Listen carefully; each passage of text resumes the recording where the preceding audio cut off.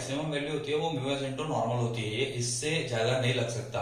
देखो अगर कोई मैं ऐसा बोलूं कि यहाँ पे इसका फ्रिक्शन का जो कोएफिशिएंट है वो म्यू इंटू एस है और इस पे कोई फोर्स ही नहीं लग रहा, तो अब मैं बोलूं कि ग्राउंड इस पे फ्रिक्शन फोर्स कितना लगा, तो भी लोग बोलते हैं म्यू इंटू एन। नहीं, ऐसा नहीं है। अगर इस पे कोई एक्सटर्नल फोर्स लग ही नहीं रहा है, मतलब इन दोनों के बीच में रिलेटिव मोशन होने का कोई चांस ही नहीं है, तो फ्रिक्शन क्यों बीच में आएगा? फ्रिक्शन का काम क्या है कि इन दोनों के बीच में कोई भी रिलेटिव मोशन ना होने दे, वो दोनों को साथ में लगे। अगर ये आगे जाएगा तो फ्रिक्शन पीछे लगेगा, ये इस तरफ जाएगा तो फ्रिक्शन इस तरफ, बट ये अगर कहीं और इसको फोर्स ही नहीं लग रहा होगा तो फ्रिक्शन भी नहीं लगेगा। फिर अगर इसको मैं आगे की तरफ फोर्स लगाता हूं एफ, तो फ्रिक्शन कितना लगेगा? फ्रिक्शन की मैक्सिमम वैल्यू है म्यू इंटू एन। अगर ये एफ की वैल्यू म्यू एन से कम है तो फ्रिक्शन भी सिर्फ एफ ही लगेगा, क्योंकि उसका काम है इसको रोक के रखना। ये समझो, अगर एफ देखो म्यू एन की वैल्यू सपोज 10 न्यूटन हो रही है और फोर्स में लगा रहा हूं 5 न्यूटन, तो फ्रिक्शन भी पीछे की तरफ 5 न्यूटन ही लगेगा। फिर मैं जब फोर्स लगाता हूं 6 न्यूटन, तो फ्रिक्शन पीछे की तरफ 6 लगेगा। 7 लगा रहा हूं तो फ्रिक्शन 7 लगेगा। 10 लगा रहा हूं फ्रिक्शन पीछे 10 लगेगा। 11 लगा फ्रिक्शन पीछे 10 ही लगेगा, क्योंकि ये उसकी मैक्सिमम वैल्यू है। जब तक 10 लगा रहा हूं ना, तो फ्रिक्शन भी उसको बैलेंस कर देगा और ये ब्लॉक कहीं नहीं जाएगा। अगर मैं 7 लगा रहा हूं तो फ्रिक्शन भी 7 ही लगाएगा पीछे और उसको बैलेंस करके रखेगा। ये सबसे ज्यादा इंपॉर्टेंट होता है फ्रिक्शन में। बट अगर 10 से एक बार आगे की फोर्स की वैल्यू ज्यादा हो गई, फिर ही वो पार्टिकल पे फ्रिक्शन उसको बैलेंस नहीं कर पाएगा और फिर वो उसका मोशन हो जाएगा। और अब जो लगेगा वो म्यू काइनेटिक इंटू नॉर्मल लगेगा, मतलब जो मोशन में आ गया ना तो काइनेटिक आ गया। ठीक है, ये फ्रिक्शन के यही मेन थियरी है, और देख लेंगे इसके बेसिस पे सारे क्वेश्चंस हो जाएंगे, और कुछ नहीं होता है। पुली क्वेश्चंस और फ्रिक्शन क्वेश्चन सबसे ज्यादा इंपॉर्टेंट होते हैं। फिर सेंट्रीपिटल फोर्स के बारे में आपको जानना है, तो सेंट्रीपिटल फोर्स की वैल्यू सिंपली याद रखो होती है F equal to mv square by r। Centripetal force मतलब देखो ये कोई अलग से फोर्स नहीं होता है। जो पार्टिकल सर्कुलर मोशन करता है ना, उसके ऊपर सपोज ये एक स्ट्रिंग से बांध के ब्लॉक को मैं सर्कुलर मोशन करा रहा हूं, तो ये जो टेंशन है ना, वो इस बार ये सेंट्रीपिटल फोर्स देगा mv square by r। Centripetal force करके अलग कोई फोर्स नहीं होता है। सेंट्रीपिटल फोर्स नेट फोर्स की वैल्यू सेंट्रीपिटल फोर्स जितनी होती है, ये समझना जरूरी है। ठीक है, और फिर ये हो गया। और फिर नॉर्मल रिएक्शन वाले क्वेश्चन होते हैं वो तो सिंपल एफबीडी बना से सॉल्व हो सकता है। फिर अगर इंक्लाइन प्लेन के क्वेश्चन है तो वो तो आपको पता ही होगा, अगर ये थीटा होता है तो इस तरफ जी लगता है, इस तरफ जो इसका एक्सीलरेशन होता है वो जी साइन थीटा होता है, और फिर ये वाला जी कॉस थीटा होता है, और इसका जो नॉर्मल रिएक्शन होता है वो एम जी कॉस थीटा बन जाता है। ये इंक्लाइन प्लेन वाले क्वेश्चन तो इजी होते हैं। चलो अब सॉल्व करते हैं सारे क्वेश्चन।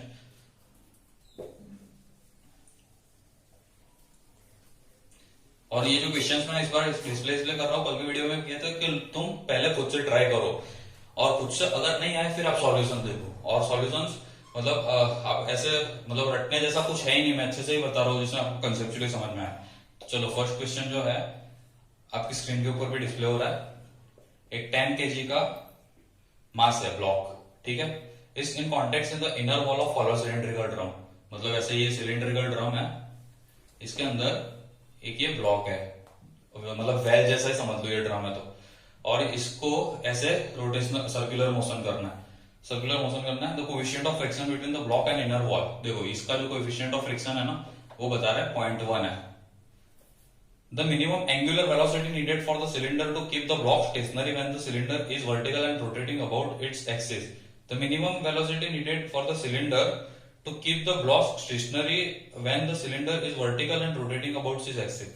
तो देखो सिंपल सी बात क्या है कि जितनी एंगुलर वेलोसिटी से ये रोटेट करेगा उतना क्या होगा, उसके ऊपर सेंट्रीपिटल या सेंट्रीफ्यूगल फोर्स लगेगा। और सेंट्रीपिटल फोर्स की अपन ने वैल्यू निकाली थी mv स्क्वायर बाय r, इसको लिख सकते हैं m omega square by m omega square r। Last video में मैंने बताया था v equal to omega r, ये तो आपको पता होगा। और इसलिए सेंट्रीफ्यूगल फोर्स सेंट्रीपिटल फोर्स की वैल्यू कितनी होती है m ओमेगा स्क्वायर r।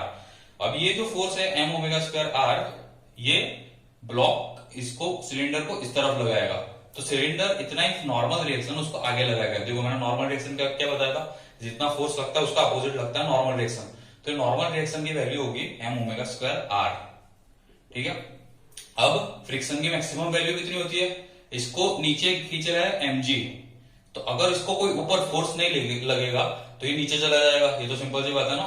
देखो ये इस सिंपल सी बात है, अगर मैंने इसको ऐसे पकड़ के रखा है तो इसको नीचे की तरफ mg फोर्स लग रहा है, तो ये नीचे क्यों नहीं जा रहा है, क्योंकि इसको फ्रिक्शन ऊपर की तरफ पकड़ के रखा है, क्योंकि मेरा जो फोर्स है उसको अंदर की तरफ नॉर्मल मतलब अंदर की तरफ जो फोर्स लगा रहा है उसका अपोजिट नॉर्मल डायरेक्शन या मार्कर को बाहर लग रहा है, और उसकी वजह से उसको ऊपर की तरफ फ्रिक्शनल फोर्स लगता है। तो सेम अगर इसको नॉर्मल रिएक्शन लग रहा है तो उसका नॉर्मल रिएक्शन की वजह से फ्रिक्शनल फोर्स ऊपर की तरफ लगेगा म्यू इंटू नॉर्मल। तो अगर ये म्यू इंटू नॉर्मल की वैल्यू mg के बराबर हो गई तो फिर वो स्टेशनरी रहेगा। तो नॉर्मल की वैल्यू तो कितनी है, m ओमेगा स्क्वायर आर, तो म्यू इंटू नॉर्मल की वैल्यू हो जाएगी mu m omega square R, और इसको बराबर कर देना mg से। देखो समझ में आएगा, नीचे mg लग रहा है, ऊपर फ्रिक्शन लगेगा, फ्रिक्शन की वैल्यू होगी म्यू इंटू नॉर्मल, नॉर्मल की वैल्यू होगी m omega square R. Okay, अब देखो m कैंसिल हो गया और ओमेगा की वैल्यू पूछिए, तो ओमेगा स्क्वायर की वैल्यू कितनी आ रही है, g अपन म्यू इंटू आर। अब देखो इसमें क्या क्या दिया है आपको, जी की वैल्यू दी है 10 होती है, म्यू की वैल्यू भी दी है 0.1 और रेडियस भी दिया है 0.1, रेडियस दिया है 1, तो ओमेगा स्क्वायर कितना हो गया 10 अपन म्यू की वैल्यू है 0.1 इंटू रेडियस है 1, तो ओमेगा स्क्वायर की वैल्यू हो गई 100। तो ओमेगा की वैल्यू क्या आ गई 10 रेडियन पर सेकंड, जो ऑप्शन नंबर डी है। अब देखो इसमें क्या नोटिस करना है कि जो मास दिया है 10 केजी उससे मैटर ही नहीं करता, चाहे वो 20 केजी होता ना तब भी ओमेगा की वैल्यू 10 ही आती, क्योंकि मास का mm कैंसिल हो गया। ठीक है, तो यही सारे एफबीडी बनाया अपन ने। आगे नॉर्मल रिएक्शन लगेगा, उसका फ्रिक्शन ऊपर की तरफ म्यू इंटू नॉर्मल लगेगा जो mg को बैलेंस करेगा। ओके, तो ये हो गया फर्स्ट क्वेश्चन। फिर बात करते हैं सेकंड क्वेश्चन की। सेकंड क्वेश्चन एकदम आसान है, कुछ लिखने की भी जरूरत नहीं है। उसमें जो डायग्राम बनाया है वो वेक्टर लॉ के अकॉर्डिंग एक क्लोज्ड लूप बन रहा है, एक क्लोज्ड लूप बन रहा है ना, ये और ये, और जब भी कोई क्लोज्ड लूप बनता है ना तो वो वेक्टर की वैल्यू नेट वैल्यू 0 हो जाती है। तो यहाँ पे भी 3 फोर्सेस दिए, पढ़ो क्वेश्चन को, तो 3 फोर्सेस दिए, तो ये क्लोज बन गया, 3 फोर्स पी क्यू और आर, तो अगर क्लोज लूप बन गया मतलब ये नेट फोर्स 0 हो गया, net resultant of this vector से 0, तो उसका एक्सीलरेशन 0 है, इसलिए उसकी वेलोसिटी कांस्टेंट रहेगी, जो ऑप्शन डी है। ओके, ये हो गया सेकंड क्वेश्चन। फिर बात करते हैं थर्ड क्वेश्चन की। थर्ड क्वेश्चन में देखो ये वाला जो मैंने बताया ना एलओसीएम का क्वेश्चन होता है, law of conservation of momentum के, काफी ज्यादा इंपॉर्टेंट होते हैं और काफी ज्यादा सिंपल होते हैं और फ्रीक्वेंटली पूछे जाते हैं। Object flying in air with the velocity, velocity उसकी दी है 20 आई के प्लस 25 जे के माइनस 12 के के। ओके, और उसका मास अपन एज्यूम करेंगे लेट्स से m है, तो m इंटू ये वेलोसिटी क्या हो गया, उसका मोमेंटम हो गया, मास इंटू वेलोसिटी उसका मोमेंटम होता है, ये वेलोसिटी दी है 20-25 है, उसको मास से मल्टीप्लाई कर रहा है तो अपन ये उसका मोमेंटम हो गया। अब suddenly breaks into two pieces, whose masses are in ratio of 1:5, the smaller mass slice off with the velocity 100 I plus 35 jk plus 8 kk, the velocity of larger piece। तो पहले का ये p इनिशियल मोमेंटम है और p final momentum क्या होगा, जो m by देखो 1:5 में ब्रेक हुआ ना, तो ऐसे समझ लो कि पहले का मास m था, तो जिसका 1 रेशियो है उसका मास होगा m/6 और नए का ये दूसरे वाले का मास होगा 5m/6। तभी इन दोनों का, क्योंकि law of conservation of mass के अकॉर्डिंग पहले का मास और बाद में का मास सेम होता है, तो इसका मास तुम ऐड कर लो m/6 और 5m/6, 6m/6 यानी m हो रहा है और रेशियो भी 1:5 हो रहा है, इसलिए एक का मास जो स्मॉलर वाला है उसका मास m/6 और लाइट हैवियर वाले का मास 5m/6 है। तो m/6 वाले का मोमेंटम कितना होगा, उसका मास m/6 और उसकी वेलोसिटी कितनी दी है, वेलोसिटी दी है 100 i cap plus 35 j cap plus 8 k cap, और दूसरे वाले का फाइनल मोमेंटम में दूसरे वाले का 5m/6 मास और उसकी वेलोसिटी अपन ने v एज्यूम कर लिया और वही v निकालना है। फिर इसको और इसको इक्वल कर देना है, इसको और इसको इक्वल कर देना है। तो देखो 20 i cap plus 25 j cap minus 12 k cap is equal to क्या लिखूंगा, और ये m कैंसिल हो गए, ये 6 जो है ना नीचे वाला वो मैं इस तरफ भेज रहा हूँ क्रॉस मल्टीप्लीकेशन में, तो ये हो जाएगा 120 6 से मल्टीप्लाई होके, ये हो जाएगा 150 और ये हो जाएगा -72। ठीक है ना, समझ में आया, 6 को मैंने इस तरफ भेजा है, तो ये इस तरफ की इक्वेशन हो गई, और इस तरफ क्या है 100 i cap plus 35 j cap plus 8 k cap plus 5 into v, जो v निकालना है अपने को, तो ये 100 को इस तरफ भेज दूंगा तो 20 i कैप हो जाएगा, फिर ये 150 माइनस 35 होगा तो 115 j कैप हो जाएगा, और -72 -8 होगा तो -80 के कैप हो जाएगा। तो ये 5 इंटू वी है, तो अपने को v निकालना है, तो इसको क्या करना पड़ेगा 5 से डिवाइड कर देंगे। देखो सिंपल क्या आ रहा है 4 i कैप आ रहा है प्लस 5 और इसको कितना होगा 23 जे कैप होगा, और -80/5 कितना होता है 16 के कैप होता है। ये आपकी वेलोसिटी आ गई, सिंपल ही था कैलकुलेशन भी। कौन सा ऑप्शन है 4 23 और 16, ऑप्शन नंबर ए आप देख सकते हो। ठीक है, देख लो, आपको सॉल्यूशन देखना हो तो सिंपल है। उसके बाद वाला जो क्वेश्चन की बात करते हैं, which one of the following statement is incorrect. Fourth question आपकी स्क्रीन के ऊपर है, बताओ आप। रोलिंग फ्रिक्शन जो होता है ना, वो हमेशा कम होता है। प्रैक्टिकली आप देखो, आप एक व्हील को घुमाओ, व्हील को धक्का मार के आगे ले जाओ और एक टेबल को आगे ले जाओ, ज्यादा मेहनत इसमें लगती है टेबल में, क्योंकि उसका फ्रिक्शन ज्यादा होता है और उसको इसलिए मतलब टेबल जिसका पूरा प्लेन सर्फेस है नीचे की तरफ, तो इसलिए जो रोलिंग फ्रिक्शन होता है वो कम होता है। तो ऑप्शन ए तो करेक्ट है, बट इन्होंने इनकरेक्ट पूछा है। फिर limiting value of static friction is directly proportional to normal reaction, वो भी ठीक है। अभी अपन ने दिखा कि लिमिटिंग वैल्यू ऑफ फ्रिक्शन कितनी होती है, म्यू इनटू नॉर्मल होता है। फिर frictional force opposes the relative motion, मैं चिल्ला चिल्ला के बता रहा था अभी के, दो सरफेस होती है उसके बीच में रिलेटिव मोशन अपोज करने का काम होता है फ्रिक्शनल फोर्स का। तो लास्ट वाला ऑप्शन वैसे भी सही हो गया। Coefficient of sliding friction is dimension of length, काय को होगा भी कोएफिशिएंट ऑफ स्लाइडिंग फ्रिक्शन कोई भी होता है वो डायमेंशन लेस होता है, लेंथ की डायमेंशन की होगी। फिर नेक्स्ट क्वेश्चन ये हो गया फोर्थ क्वेश्चन आपका। फिर बात करते हैं फिफ्थ क्वेश्चन की। Okay, a block of mass m is placed on the smooth inclined wedge ABC as inclination theta. The wedge is given an acceleration a towards the right. The relation between a and theta for the block to remain stationary. ये भी एक important question है, थोड़ा tough है, but अगर आप ध्यान से देखोगे तो हो जाएगा। ये m है, ठीक है, ये थीटा है। अभी जो वेज है ना, वेज खुद आगे की तरफ a से जा रहा है, तो जब भी जिस अपने को इसके रिस्पेक्ट में इसको स्टेशनरी रखना है, तो क्या करते हैं अपन, इसके रिस्पेक्ट में ही सॉल्व करेंगे। और इसके रिस्पेक्ट में जब इसको अपन फ्रेम ऑफ रेफरेंस मानता है ना, और फ्रेम ऑफ रेफरेंस अगर खुद एक ही एक्सेलरेशन से जा रही है, तो इसको पीछे की तरफ सूडो फोर्स लगाना पड़ेगा। तो पीछे की तरफ इसको सूडो फोर्स लगेगा, इसका मास इनटू एक्सेलरेशन। तो अगर इसको पीछे की तरफ सूडो फोर्स लग रहा है इतना, और इसको नीचे की तरफ लग रहा है, तो इसको अपन कौन से दो एक्सिस पे सॉल्व करेंगे, एक अलोंग द इंक्लाइन एंड एक परपेंडिकुलर टू इंक्लाइन। तो अलोंग द इंक्लाइन इसको इस तरफ फोर्स लग रहा है mg sin थीटा, और अबोव द इंक्लाइन इसका ये वाला कंपोनेंट, ये थीटा है, तो कितना हो जाएगा सूडो फोर्स का कंपोनेंट m cos थीटा। अगर ये दोनों बराबर हो गए तो इसका अलोंग द इंक्लाइन जो नेट रिजल्टेंट फोर्स है वो जीरो हो जाएगा। अपने को परपेंडिकुलर इंक्लाइन का सोचना ही नहीं है, क्योंकि ये दोनों का जो भी ये कंपोनेंट आएगा उसको बैलेंस करने के लिए नॉर्मल डायरेक्शन आ जाएगा। अपने को बस अलोंग द इंक्लाइन सोचना है, तो ये mg का इस वाला component mg sin theta, ma का ये वाला कंपोनेंट ma cos थीटा। अगर दोनों को मैं बराबर कर देता हूं, mg sin theta is equal to ma cos theta, इसका along the incline net force का रिजल्टेंट जीरो हो गया, और इसका मतलब वो ब्लॉक के रिस्पेक्ट में स्टेशनरी रहेगा। तो एक ही वैल्यू आती है g tan थीटा, ये भी याद रख सकते हो। तो ऑप्शन डी है ये भी, ठीक है। फिर अगला क्वेश्चन है वो स्ट्रिंग कट करने का या स्प्रिंग कट करने का। वो लॉजिकल क्वेश्चन होता है, थोड़ा टफ होता है, टफ लगते हैं लोगों को। देखो मैं बताता हूँ, कुछ नहीं आसान है। सिक्स क्वेश्चन कर रहा अपन। स्प्रिंग है, ठीक है, उसके ऊपर यहाँ पे मास लग रहा है a is equal to 3m लग रहा है, 3m लगा है, और b है, इसका मास कितना है, m है। Corrected by massless and inextensible string है, यहाँ पे स्ट्रिंग है और ये वाला स्प्रिंग है।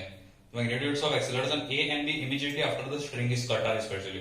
तो देखो पहले इसका टेंशन कितना होगा, ऊपर की तरफ t is equal to mg होगा, क्योंकि पहले तो ये रेस्ट पे थे, कहीं नहीं जा रहे थे, इसको नीचे लग रहा था mg, तो उसको बैलेंस करने के लिए ऊपर mg लग रहा होगा। तो ये स्ट्रिंग में टेंशन mg था, तो इसको ये वाला नीचे की तरफ mg लग रहा होगा। अब a की एफबीडी बनाओ, तो a का खुद का जो ग्रेविटेशनल फोर्स है वो 3mg तो लग ही रहा था, प्लस ये स्ट्रिंग का जो टेंशन था वो mg भी लग रहा था। तो ऊपर की स्प्रिंग फोर्स जो है वो कितना लग रहा था, 4mg था, तभी वो रेस्ट पे था, ठीक है। अब अपन ने क्या कट किया है, स्ट्रिंग कट किया है। देखना स्प्रिंग नहीं गया, स्ट्रिंग कट किया है। तो स्ट्रिंग कट कर रहा है, तो अब क्या होगा, ये जो ब्लॉक बी है इसके ऊपर एक ही फोर्स लग रहा है, नीचे mg, ऊपर का स्ट्रिंग का फोर्स चला गया, तो नीचे उसका फोर्स लग रहा है mg, तो नीचे उसका mg is equal to ma हो गया, तो एक्सेलरेशन g के बराबर हो गया। तो इसमें तो कोई दिक्कत नहीं है। मेन चीज जो है ब्लॉक ए के बराबर, ब्लॉक ए की बात है। ब्लॉक ए में देखो स्ट्रिंग को कट कर दिया है, तो नीचे का mg चला गया, इसको ऊपर की तरफ लग रहा था 4mg, यहाँ पे अपन ने निकाला था, आई होप ये समझ में आया होगा, क्योंकि इसका नीचे की तरफ नेट फोर्स 4mg लग रहा था, तो स्प्रिंग फोर्स भी 4mg। तो स्ट्रिंग कट किया है, तो लेकिन 4mg तो वैसे का वैसा रहेगा, क्योंकि स्प्रिंग तो उतना ही एक्सटेंडेड है। तो ऊपर की तरफ ये जो ब्लॉक ए है इसको लग रहा है 4mg, नीचे की तरफ उसका ग्रेविटेशनल फोर्स लग रहा है mg, तो नेट ऊपर की तरफ कितना लग रहा है mg। तो ऊपर की तरफ इसको mg लग रहा है, तो उसका एक्सेलरेशन कितना होगा, net force is equal to mass into acceleration करते हैं, उसका मास है 3m। देखो ये गलती मत करना, उसका मास m नहीं था, 3m था। एक्सेलरेशन की वैल्यू हो गई g/3। तो एक्सेलरेशन ऑफ ए आप देख लो g/3, acceleration of B g है।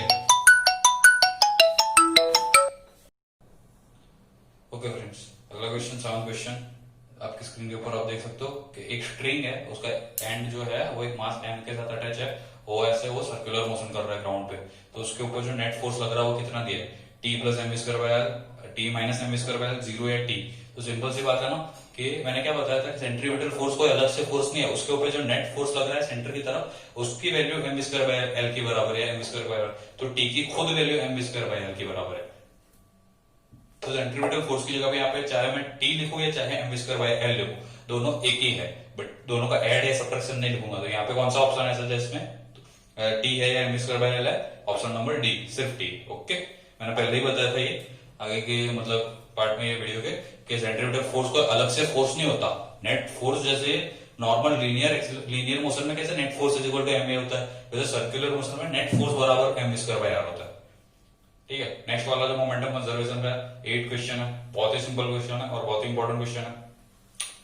ये v स्पीड से आता है m मास और ये नॉर्मल के साथ 60 डिग्री पे टकराता है, फिर 60 डिग्री पे ही वापस चला जाता है। अब खुद सोचो, ये तो इसके दो मोशन होंगे, एक इस डायरेक्शन में और इस डायरेक्शन में वेलोसिटी का कंपोनेंट, और यहाँ पे इसका होगा एक इस डायरेक्शन में और इस डायरेक्शन में। अब ये जो नॉर्मल डायरेक्शन इसका जो फोर्स लगाएगा बॉल, वो तो इस डायरेक्शन में लगा रहा है, मतलब सिर्फ हॉरिजॉन्टल डायरेक्शन में। वर्टिकल डायरेक्शन में तो जितनी स्पीड से आ रहा था, जितना मोमेंटम था उतना ही रहेगा, तो वर्टिकल में कोई मोमेंटम का चेंज हुआ ही नहीं। जो चेंज हुआ है वो सिर्फ हॉरिजॉन्टल डायरेक्शन में हुआ है। तो ये 60 डिग्री है तो ये 60 डिग्री है, तो पहले ये एम वी कॉस 60 से इस तरफ आएगा, एम वी कॉस 60 यानी एम वी बाई 2।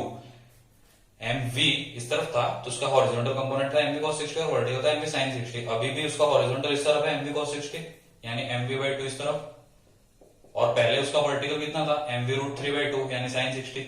इधर भी एम वी रूट 3 बाई 2 ही है। इसकी डायरेक्शन पहले भी नीचे की तरफ थी और अब भी नीचे की तरफ है वर्टिकल की, तो वर्टिकल में तो कुछ मोमेंटम चेंज हुआ ही नहीं।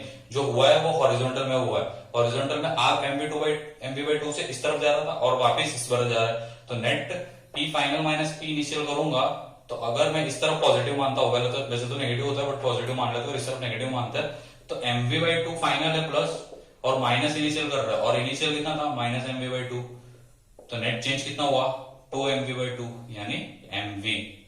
देखो समझ लो, इतना एम वी था बट एम वी ऐसा नहीं है कि चेंज कुछ अलग तरीके से हुआ, सिर्फ अपन ने उसका हॉरिजॉन्टल कंपोनेंट निकाल पहले का और फाइनल का और दोनों को सब्ट्रैक्ट करके। कौन सा ऑप्शन है एम वी वाला? ऑप्शन नंबर ए है। उसके बाद वाला जो क्वेश्चन है उसको सॉल्व करने की जरूरत ही नहीं है, आपकी स्क्रीन के ऊपर आ गया होगा, देख लो। ऐसे क्वेश्चंस में आप टाइम दोगे ना तो इसमें से पीछे चले जाओगे, उतने टाइम में कोई और 4 क्वेश्चन सॉल्व करके आगे चला गया होगा। ये सॉल्व भी कर सकते हो बट सबसे बेस्ट तरीका ये ऑप्शन देख के मैं बताऊंगा कि चारों के डायमेंशन अलग है, तो मैं डायमेंशन मैच करूंगा हमेशा। वेलोसिटी की डायमेंशन बताओ, वेलोसिटी की डायमेंशन क्या होती है जी और आर के टर्म में? V square is equal to 2a आपने सुना है, तो वी स्क्वायर की डायमेंशन होती है एक्सीलरेशन इनटू डिस्प्लेसमेंट की, तो वी की डायमेंशन क्या होगी अंडर रूट ऑफ एक्सीलरेशन और मतलब जो लेंथ की डायमेंशन है वो, तो अंडर रूट ऑफ एक्सीलरेशन है मतलब जी, और जी के मल्टीप्लीकेशन में आएगा सिर्फ लेंथ। ऐसा कौन सा ऑप्शन है? Option A B C D कौन सा है? ऑप्शन डी है। ऑप्शन डी में अंडर रूट जी आ रहा है तो सिर्फ ऑप्शन डी की डायमेंशन मैच करती है, तो ऑप्शन डी आंसर होगा।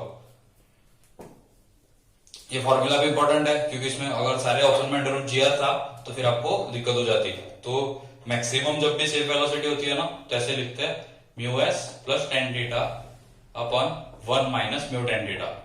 तो यहाँ पे ऐड हो रहा है न्यूमरेटर में और इसमें सब्ट्रैक्ट हो रहा है, तो ये बड़ा है और ये छोटा है तो इसकी वैल्यू और बड़ी हो जाएगी। और अगर मिनिमम पूछी हो ना तब mu S minus tan theta, तो ये छोटा हो गया क्योंकि सब्ट्रैक्ट हो गया, और डिनोमिनेटर बड़ा करने के लिए 1 प्लस म्यू टेन थीटा।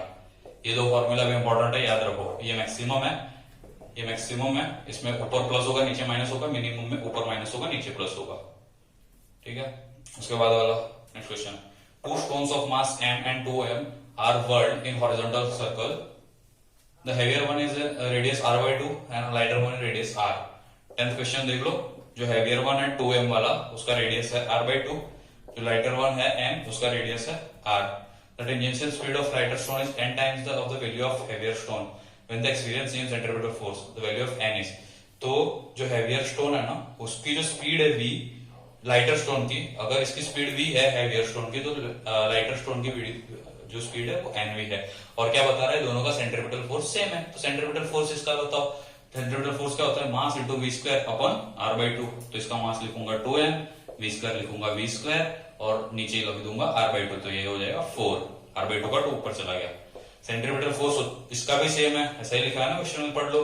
इसका सेंट्रिपिटल फोर्स में क्या लिखूंगा? इसका मास है m, इसकी स्पीड है एन वी, तो एन वी का होल स्क्वायर करूंगा, ऐसा मत लिखना एन लिख के वी का स्क्वायर कर दिया।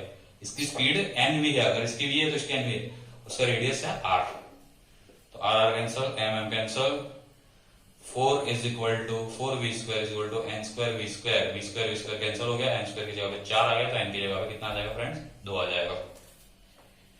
कौन सा ऑप्शन है? ऑप्शन नंबर सी है।